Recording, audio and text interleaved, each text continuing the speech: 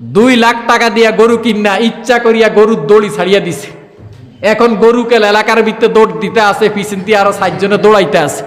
কিও ভাই কি কি কি কার ভাই গরুটা হিয়ানো গেছি, কার এটা বুঝেন না? অমক মিয়া দিছে 1 লাখ।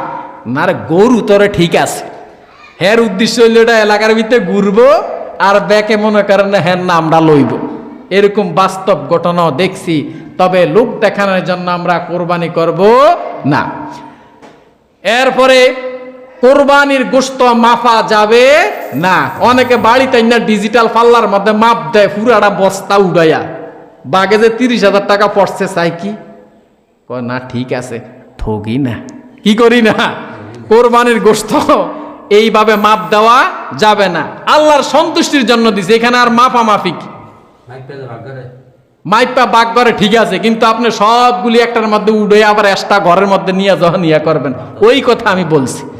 আর মাপবেন এই কারণে, এখানে তো মাপতেই হবে। তার কারণ হচ্ছে আন্দাজ করিয়া যদি গোশত দেন তাহলে তাদের কোরবানি হবে না। একরিট করিয়া দিবেন, যাতে করিয়া তাতে কারো মনের মধ্যে কি কিছুই না থাকে, খুঁতবুত।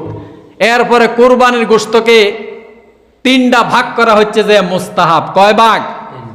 1 ভাগ গরিবে করে দিয়া লাইবেন, 1 ভাগ নিজের জন্য, 1 ভাগ নিজের আত্মীয় স্বজন।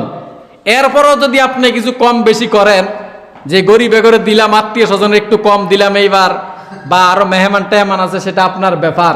তবে কোরবানির গোশত ফ্রিজের মধ্যে সংরক্ষণ করে রাখা এটা শরীয়তে জায়েজ।